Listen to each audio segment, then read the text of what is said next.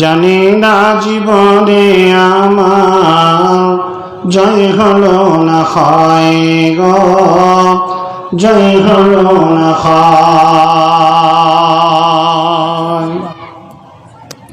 তাকে করবে গ্রাস হব নরকবাসী, তব কেন সপছে কোপাত ভালোবাসি গো, কোপাত ভালোবাসি। আমার মতো পাপী যেন কেহ নাই হায়, জানি না জীবনে আমার জয় হলো না হয় গো, জয় হলো না হয়। গান বাজনা শুনতে আমার মনটি বড় রসে, কোরআন হাদিস শুনতে তাতে মনটি নাহি বসে গো, মনটি নাহি বসে।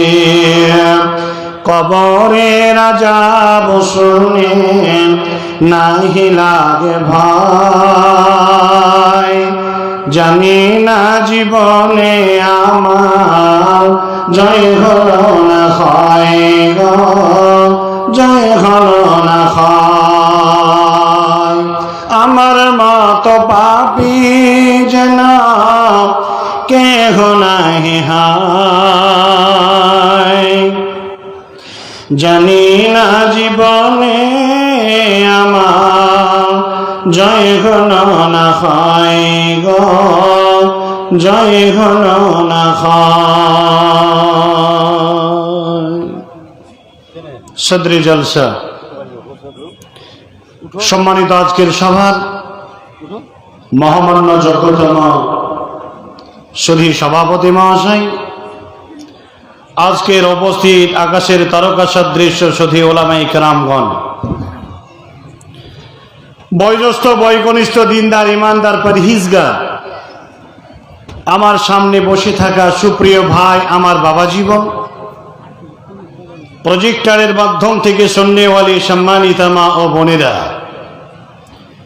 সর্বাগ্রে সেই মহান মালিকের নামে আমরা অন্তর স্থল থেকে তার প্রশংসা আদায় করছি, যে মহান মালিক আমাদেরকে অধীর ধৈর্যের পরিচয় দিয়ে এ যাবৎ পর্যন্ত অবস্থান করার তৌফিক দান করেছেন। সেই মালিকের নামে জোরে বলেন আলহামদুলিল্লাহ। আল্লাহর প্রশংসা আমরা আরো একটু মুখরিত করে তুলি, বলে আলহামদুলিল্লাহ। তারপরে পরে মহাত্মা মহাপুরুষ, ধর্মের নেতা, ইমামুল আম্বিয়া, সৈয়দুল মুরসালিন, খাতামান নবীন, রহমাতুল লিল আলামিন, জনাবে রাসূল আকরাম, জোরে বলেন সাল্লাল্লাহু আলাইহি ওয়াসাল্লামের উপরে শত সহস্র কোটি দরুদ ও সালাম শান্তির ধারা বিবর্ষিত হোক। একটু কষ্ট করে বলেন আল্লাহুম্মা আমিন। আজকে আমি আপনাদের সামনে পবিত্র কোরআনুল করিম সূরা আল ফুসসিলাত আয়াত নাম্বার 30, 31, 32 আমি তেলাওয়াত করেছি। নবীজির একটি অমীয় বাণী আমি আপনাদের সামনে পেশ করেছি। উক্ত কোরআনের আয়াত, নবীজির হাদিসকে সামনে রেখে আজকে আমার জাতির দুরবস্থাকে কেন্দ্র করে পথ হারা মানুষদেরকে সঠিক পথের দিশার বার্তা দিয়ে আজকের সমাপনী বক্তব্য ইতি টানবো ইনশাআল্লাহ। আমা তৌফিকি ইল্লা বিল্লাহ। রব্বি ইশরাহ লি সাদরি ওয়া ইয়াসসির লি আমরি ওয়াহলুল উকদাতাম মিন লিসানি ইয়াফকাহু কওলি। ইয়া ফাত্তা রব্বি জিদনা ইলমা, রব্বি জিদনা ইলমা, তাকাব্বালাল্লাহু ইয়া রাব্বাল আলামিন। আজকে আমি আপনাদের সামনে বহু কষ্ট করে প্রায় 200 কিলোমিটারের পথ পাড়ি দিয়ে তার চেয়েও বেশি এখানে এসে উপস্থিত হয়েছি। এত দূর থেকে আমার মতো অধমকে ডাকা হয়েছে কেন? অত্র এলাকার চারো তরফের সারাওয়ান্ডে অনেক আলেম ওলামা থাকার পরেও কেন আমাদের মতো মানুষগুলোকে ডাকা হয়? আজকে মানুষ সবাই কথা সকলকে বুঝিয়ে বলতে পারে না, এক।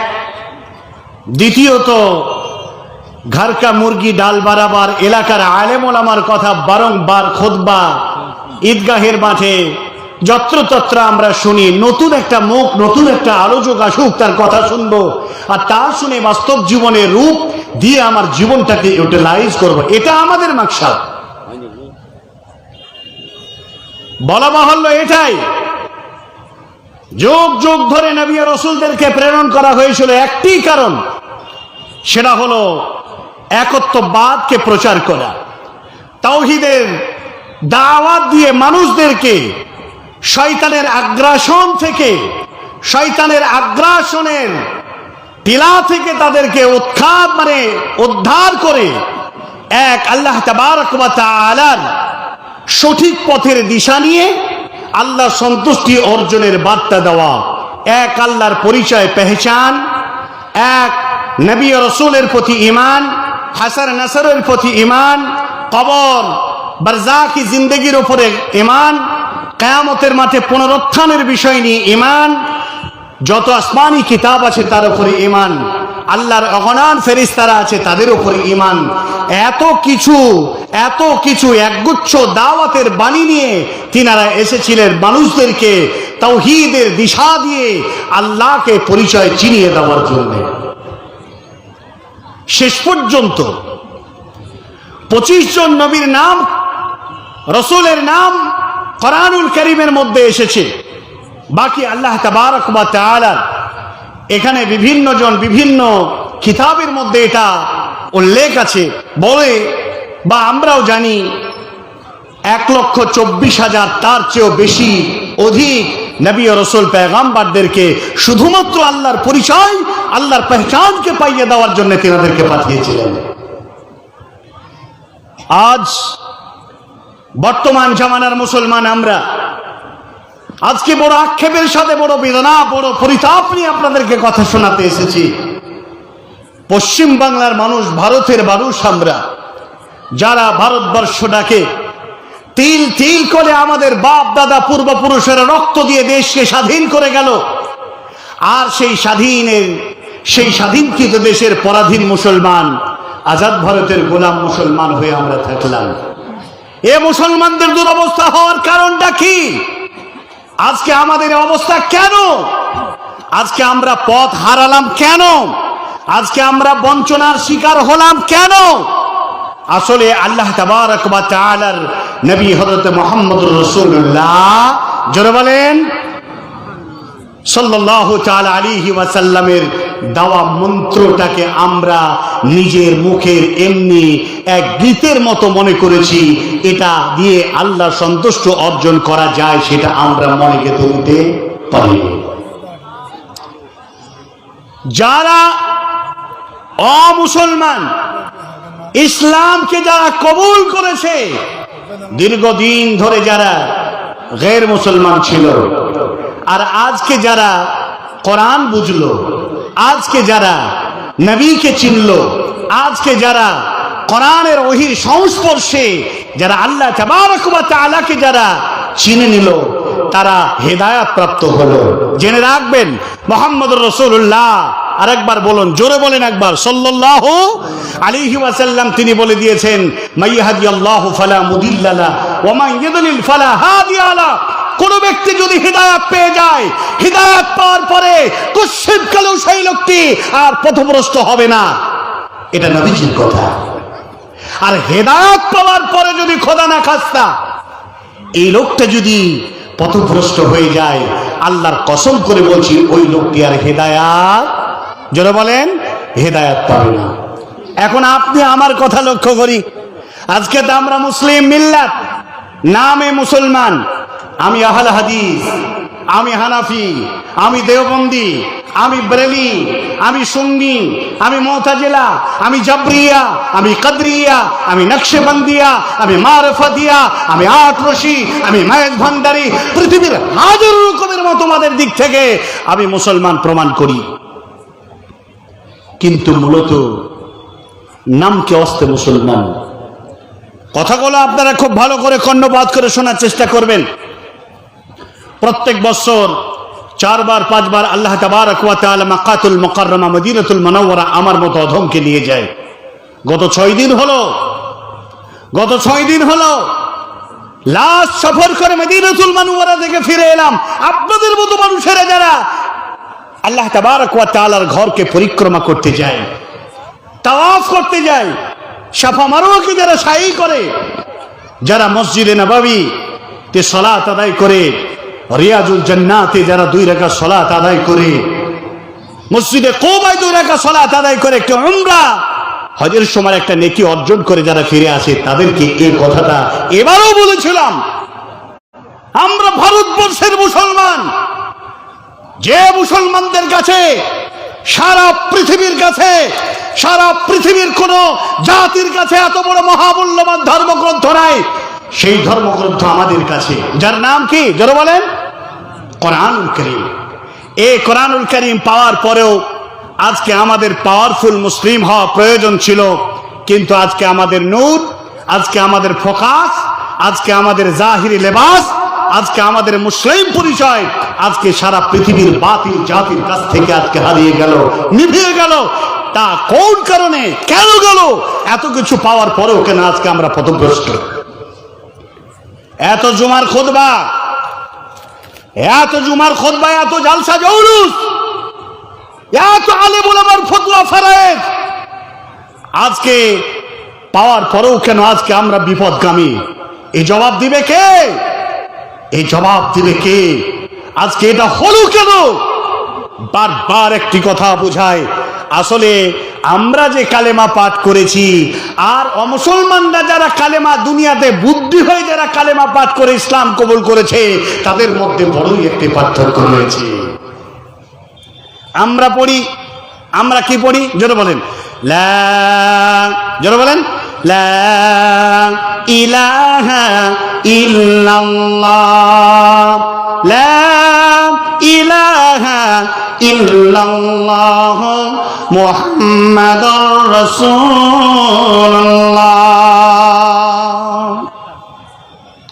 এই কালিমার আমরাও পাঠ করি, আর যারা নব মুসলমান তারাও পাঠ করেছে। তার ইমানের ভোল্টেজ আর আপনার ইমানের ভোল্টেজ আসমান আর জমিন। আমরা যে কোনো জায়গায় কোন অসহায় মানুষ যদি ভিক্ষা করতে যায়, তো এই কালেমাটা বা এই শ্লোকটা দিয়ে লা ইলাহা ইল্লাল্লাহ, ভাইজান স্বল্প কিছু ভিক্ষা দেবে। কোন মহিলারা কোনো বাড়িতে যে ভিক্ষা করতে যায়, লা ইলাহা ইল্লাল্লাহ, মা 2 ভিক্ষা দেবে, বলে না?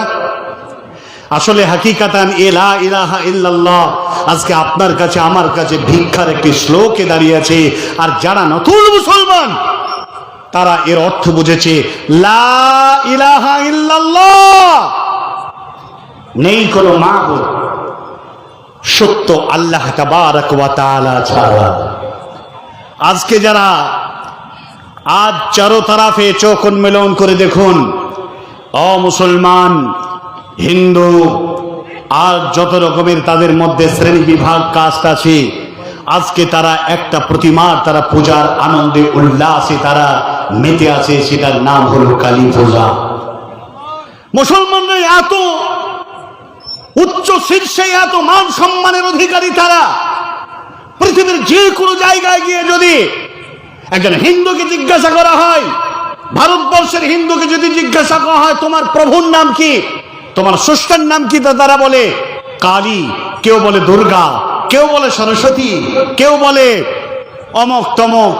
কিন্তু অন্য জায়গায় গিয়ে যদি আবার জিজ্ঞাসা করেন, মহারাষ্ট্রে, বেঙ্গলোর, কেরল, সারা পৃথিবীর বিভিন্ন প্রান্তের যদি সেখানে গিয়ে জিজ্ঞাসা করেন, বিভিন্ন জন বিভিন্ন স্রষ্টার নাম করে সারা পৃথিবীর বুকে যারা মুসলমান যে যেখানে আছে যদি জিজ্ঞাসা করা হয় তোমার রব কে, কি উত্তর আসবে? জোরে বলেন আল্লাহ। আজ মূলত আমরা এ মুসলমান যারা কালেমা পাঠ করেছি কিন্তু কালেমার মর্যাদা দিতে পারিনি বলে, কোরআনের মর্যাদা দিতে পারিনি বলে, নবীজির অমীয় বাণীর মর্যাদা দিতে পারিনি বলে আজকে লাত ঝাঁটা বঞ্চনার শিকার হয়েছে ভারতবর্ষের মাটিতে।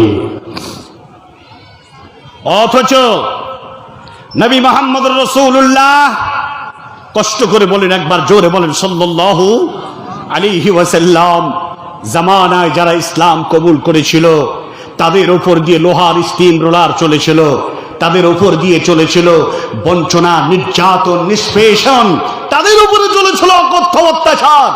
এরপরেও তারা বাক্য বলেছিল লা ইলাহা ইল্লাল্লাহ ওয়া আন্না মুহাম্মাদুর রাসূলুল্লাহ, আল্লাহ ছাড়া কোনো ইলাহ নেই, কোনো মাবুদ নেই, আর হযরত মুহাম্মদ রাসূলুল্লাহ সাল্লাল্লাহু আলাইহি ওয়াসাল্লাম তিনি হলেন আমাদের আল্লাহর প্রেরিত রাসূল বা তার প্রেরিত বান্দা।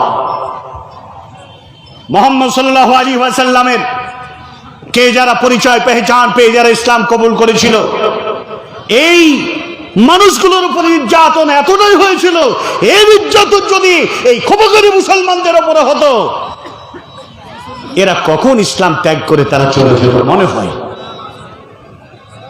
আল্লাহ তাবারক ওয়া তাআলা এই পারপাশে কোরআনুল কারীমের আয়াত দিয়ে সারা পৃথিবীর মানুষদেরকে বুঝিয়েছে। আজকে এই আয়াত আজকে মুসলমানদেরকে ভারতবর্ষ থেকে নিধন করে বিদায় করার এক যে গণ আন্দোলন তারা শুরু করেছে, এই আন্দোলনের মাঝে একটাই শুধুমাত্র আমাদের বাক্য আল্লাহ তাবারক ওয়া তাআলা তিনি বলে দিয়েছেন, যে কথা বলেছিলেন আব্দুল্লাহ বিন হুযাফা রাদিয়াল্লাহু তাআলা আনহু, যে কথা বলেছিলেন মা সুমাইয়া রাদিয়াল্লাহু তাআলা আনহা, যে কথা বলেছিলেন হযরত বিলাল রাদিয়াল্লাহু তাআলা আনহু। আব্দুল্লাহ বিন হুযাফা ইসলাম কবুল করেছে, ক্ষমতার শীর্ষ অধিকারী ব্যক্তিরা তাকে গ্রেফতার করে নিয়ে গিয়ে বলে, ও আব্দুল্লাহ তুমি পাগল।